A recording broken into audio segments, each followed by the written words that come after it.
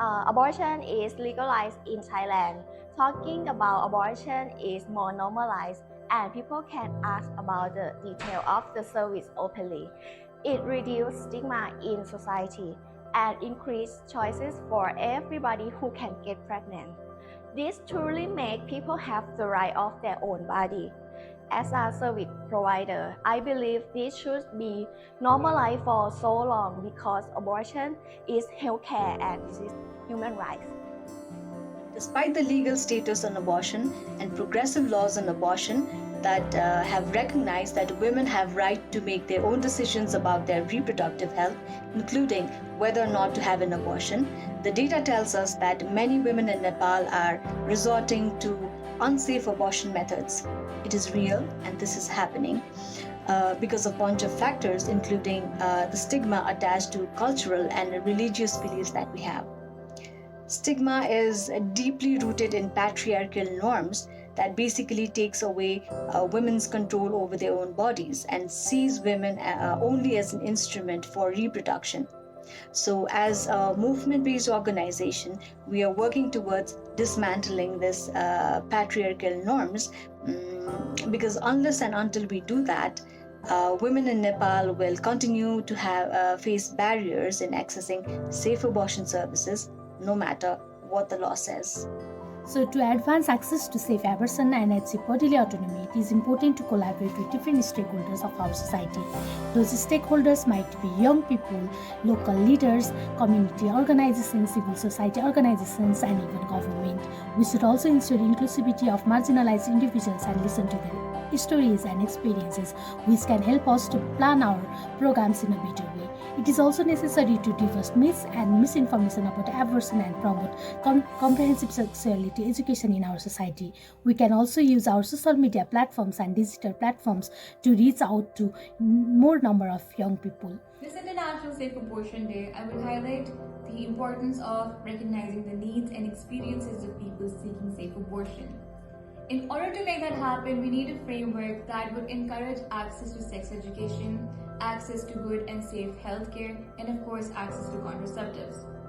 We cannot ignore the ongoing climate crisis, so amid all this, it is very important to have policies that would understand the intersectionality of climate crisis with safe abortion.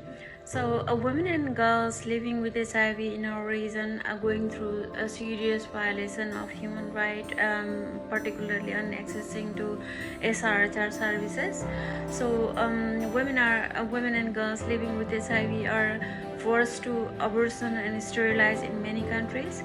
And but another part of the coin is, women and girls have no friendly environment or enabling environment to access to services in some countries. So we really need to break through the societal, structural and political barriers. In April 2023, overall abortion pills were finally approved by the Ministry of Health, Labor and Welfare of Japan, which is a major win since up until then only surgical abortion was available in Japan. But we still have some challenges. One, abortion in Japan is expensive. Abortion is not covered by national health insurance, so depending on where you live, the price varies. More competition, more competitive pricing. The ministry decided to protect physical and emotional safety of the pregnant person. The abortion with the oral abortion pills can only be performed at medical premises under the supervision of certified abortion specialists. On top of the cost of the abortion pills, one also has to pay for seeing a doctor and staying in at the medical premises for a half a day or one night until abortion is completed. In short, we still have a lot to improve in achieving safe, timely, and affordable abortion care in Japan. Empowering every individual to make choices about their reproductive health without any societal pressure or judgment would be one of the key steps on our journey towards enhancing bodily autonomy. We should engage in the grassroots of advocacy, build alliances with like-minded people, and lobby for legislative reform while raising awareness about the importance of reproductive health.